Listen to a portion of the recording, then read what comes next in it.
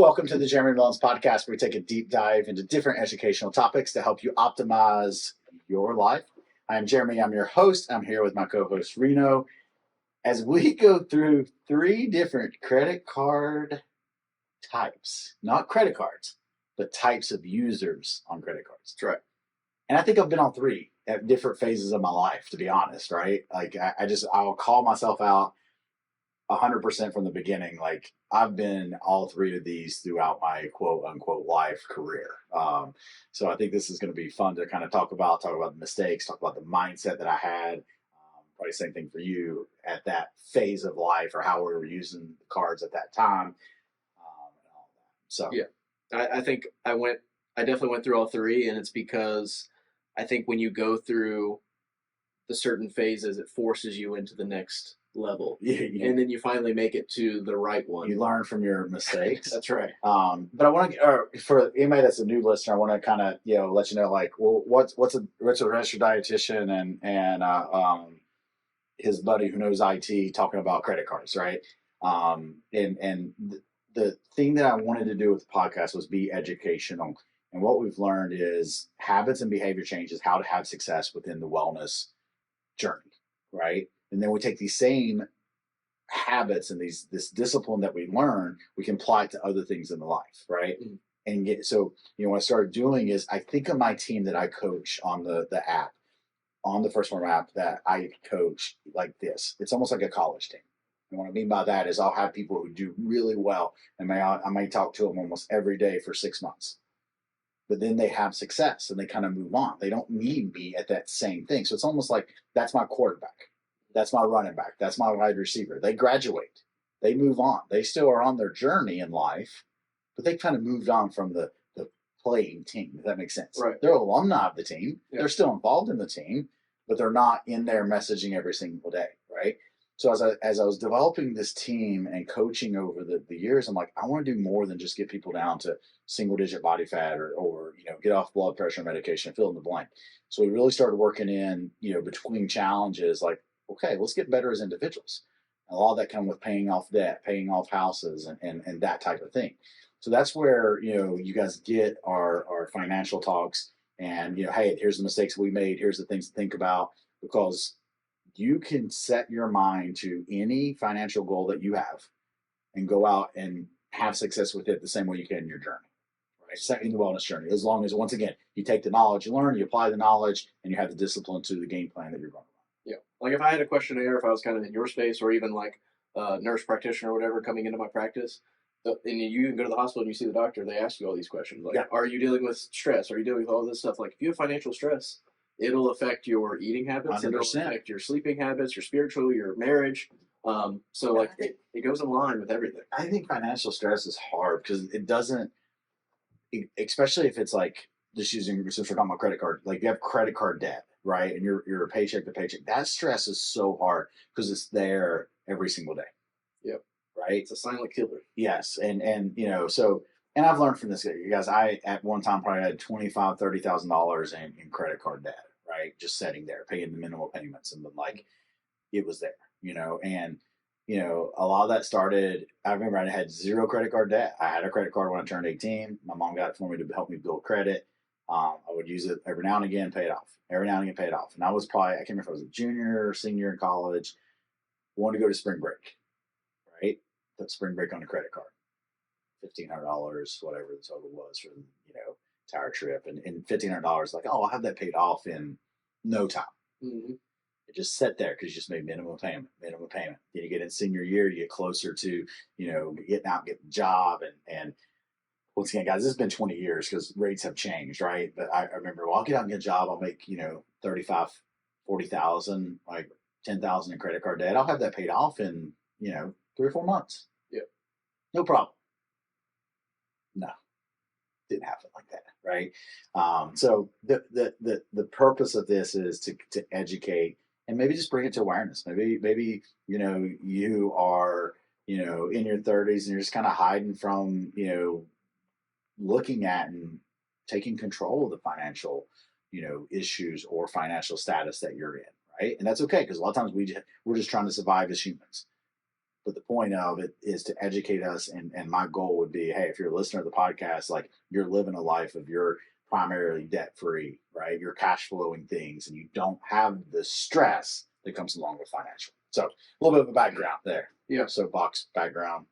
Fill in the blank. It's funny that like over time, still nothing changes. Like your parents always like, you think you're smarter, and I haven't experienced all that stuff, and like they're going to experience everything you experience, just different times.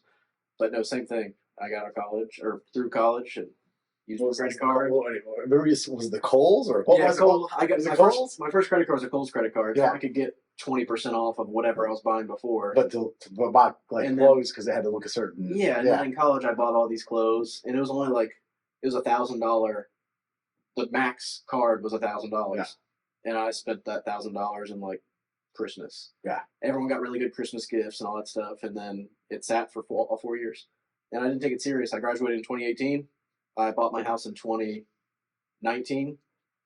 I didn't take credit card serious. I didn't take my credit serious from when I first got a credit card in 2013 all the way to 2019, and I didn't log into the accounts. I got emails, letters, everything. And it took the person saying like, hey, you cannot buy a house until this is solved, to like, oh shit. And I think that's common. I think people block it out, right? Like, okay, yeah, you just ignore it and you block it out. And I would encourage, like, I did that. And I know, like, listen, everybody's motivated by different stuff, but I think you should care about your credit score, right? Like, you should do everything you can get to get it up to the high 7s and into the 8s. Like, that should be like, and I talk about this all the time with people. We had a girl on our team that just won a event within First Farm Outdoors, and she won is like, and then someone made the comment like, man, your team just produces winners all over the place. And I'm like, it's standards, right? So it's the same thing here. Like, we should be competitive. And I think we're losing that inside of society. People don't want to be competitive. But when you line your resume up and go for a job, that's a competition. Mm-hmm. That's a competition. And I'm not saying that we have to be bad competitors, right? You can be good competitors. Right. So set that goal. Go out and set a goal of 790 credit score and go for it. Be competitive about it, right? Grab your significant other and say, we are going to do this. Go make it happen. So, all right, off soapbox. The 3 types of credit card users are Revolver. Am I saying like like a gun? Like a gun, revolver. Revolver. Yep. Transactor. And Dormant. Okay. Let's start with Dormant. Okay. Because I'm still on like, this could be good or bad, right? Because I think if credit card companies see it as like a line of credit and it just sits there and you don't do anything with it, it could ding you bad. But it could also help with, if you got a credit card that has a whatever $5,000 limit on it, but you don't use it, that helps you with that you have credit available, right? But a Dormant would be like, okay, you've got a credit card, your Kohl's card, you haven't used it in years, and it's just sitting there, right? I have a couple of these I know of, like we bought furniture on at 0% financing, that type of stuff, right? So, do you have any Dormant cards? What is your take on it? My last Dormant card actually closed. Okay. The account closed out from not using it for whatever the number is, like 5 or 7 years or something. Okay. But it was like a Fortiva credit card. I got a security system installed in the house, and if you used the line of credit, it was 0% down, all that jazz. So I used that, but that was my only Dormant card. Right now, I only have 2 credit cards, and they are in the Transactor phase. Gotcha. Living. Yeah. And I do that. So, a lot of the cards I get on purpose, that might be 0% financing. And okay, yes, I have the money, and that's my rule. Like, if I have the money to buy something, but it's a 0 financing, I will use their money and pay it off when I want to, or just make the minimum payment so it's paid off. Yeah, free loan. Right, because that allows me to, and let's just say I want to buy a king size bed, or let's go. What's going to happen next for us? We're going to buy our furniture for our backyard, right? So it might be $6,000 in furniture. Okay, well, we have a $10,000 rainy day fund, right? I could take the $10,000 and pay in full the $6,000 worth of furniture that we're going to put in the backyard. And I don't know if it's $6,000. I'm just making some numbers up. But some stuff I looked at would be around $6,000 because I want it to be nice. But my wife's probably gonna be like, "No, Jeremy, we're spending 3. Cool, Roger that." All right, so I have the 3,000. Let's go with that. But if there's a card that allows us to interest free, then I'll just cash flow it because I have extra money coming in, that I just won't put away. I won't put extra into retirement. I won't put extra there. And, maybe we don't spend as much on entertainment that is a line budget, and I'll just cash flow that, right? That way I still keep that $10,000 rainy day fund. Yep. Don't touch into it, right? Just in case something happens that you need it. And then pay it off that way. So that's where I'm not totally against credit card usage in that sense. But then I have my Discover card that I had since I was 18 that I mentioned earlier, that every few months I'll buy something on it just to pay it off. You keep it going because it's my longest one to show that I've had credit for that period of time. Yeah, and I think the top two for sure is credit history and credit availability. Yes. Are like the two biggest ones that affect your credit. So there, once again, Jeremy's opinion, I would, if you have one that you've had it a long time, I would keep it, use it every now and again, every 3 months, pay it off, right? Mm-hmm. If it's something that you just got for a short term, Kohl's, whatever, right? Fill in the blank, then maybe, close it off, right? Yeah. Or if it's something like, for example, furniture that you may use again in 4 or 5 years, cool, keep it open. Yeah. Right. So that's kind of the dormant. Now, the revolving, and this is where, I talked about it earlier, and it's exactly what it sounds. This means you have finances on there every single month moving forward. And I've got into this where, hey, you put stuff on a card thinking that you would be able to pay it off quicker than what you thought, right? And then unfortunately you carry that credit, or you carry that debt every single month. And then on top of that debt becomes the interest rate or the interest rate fee, right? And it takes longer to get out of it. And this is where I want people to not get here, right? Don't get here. This is where you have consumer debt, and it's so hard for you to get out from underneath it, okay? And this is where, okay, hey, build you up a rainy day fund. And I get it. Emergencies happen. You have to use a credit card to get through, right? I understand that, but also like, okay, how can we set ourselves up where that doesn't happen? Because if emergencies happen to a certain degree that we're having to use our credit card for, then we haven't put ourselves in a good situation to make that happen, right? But I would never get upset at someone doing it for emergency. But tickets to Wallen, Lord Wallen, there we go. Concert is not an emergency, right? New clothes from Kohl's, not an emergency. No. Christmas gifts, not an emergency. Yep.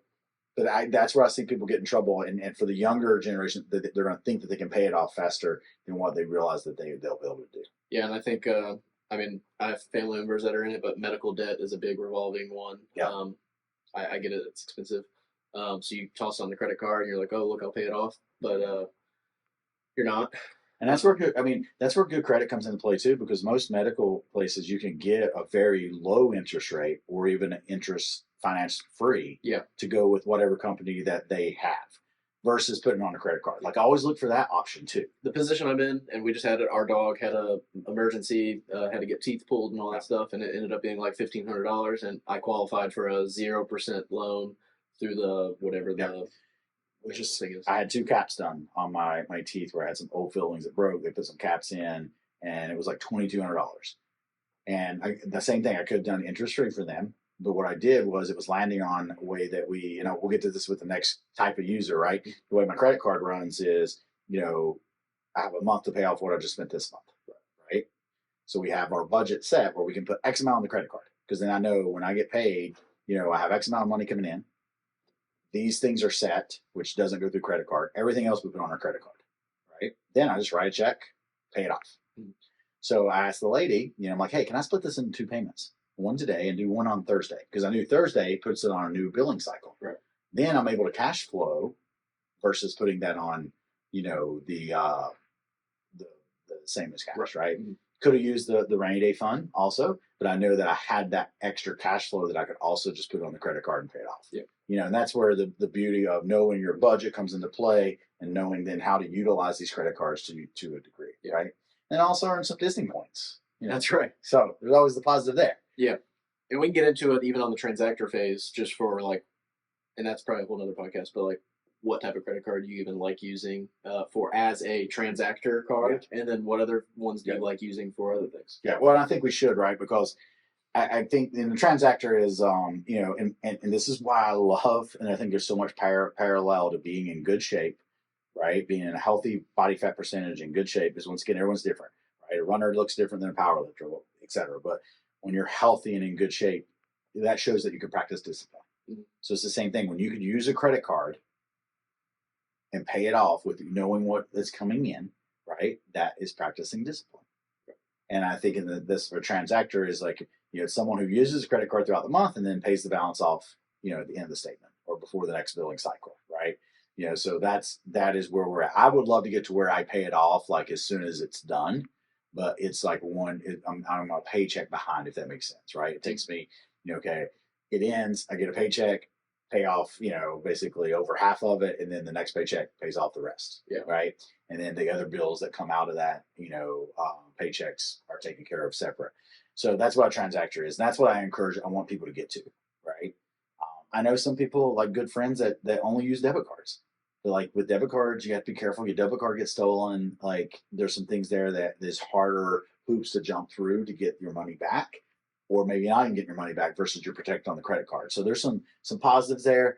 The negative is like, hey, if you don't pay it off, you're stuck with a high interest rate. That is a negative. I get it. Yeah. And most of these cards are 27, 29, 30%. Yeah.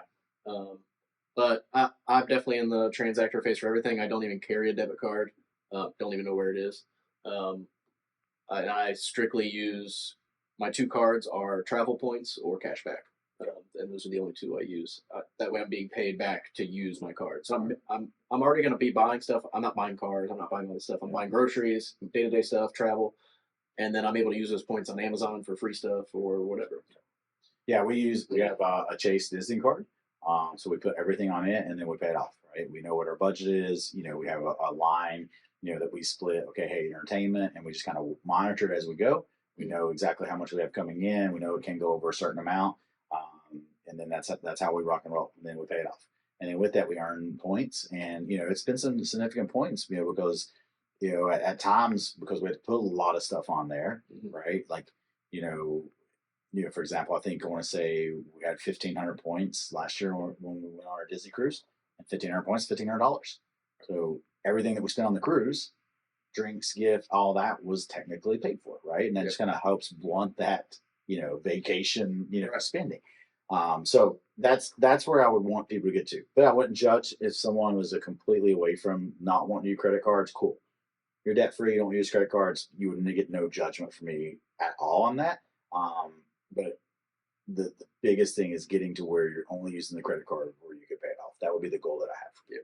I would say if you have like a solid credit score, so you're probably owning a house or multiple houses or just lines of credit, so RVs, cars, houses, and all that stuff, to where you have a really good credit score, to where you don't need a credit card. And then you obviously have an influx of cash.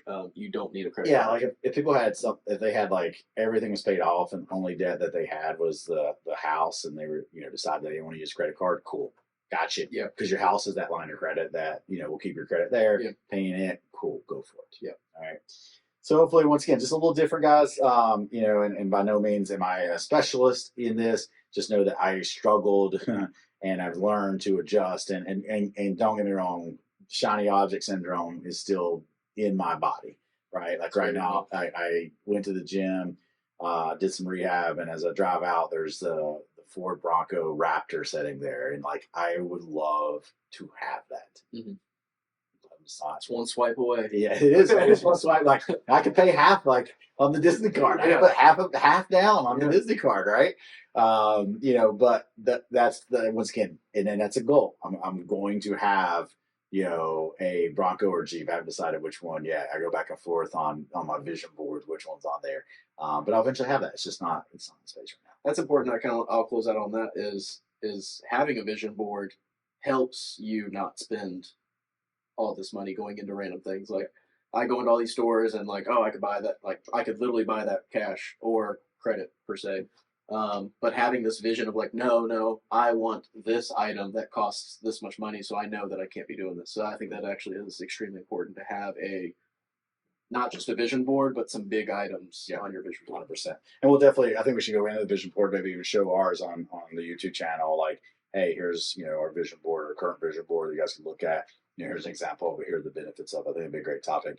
And if you do need a professional in this, don't forget, reach out to Tony and those guys over at GreenUp Wealth. They can definitely, help set you up for anything financial you're looking at, whether it be the type of credit card to the type of retirement, or making sure your will and your trust and everything is in place. Those guys have been great partners of the podcast. They do help us out a lot, personally in our finances, but also with the podcast. So till next time, guys, I hope you have a wonderful day, and we'll talk to you soon. See you.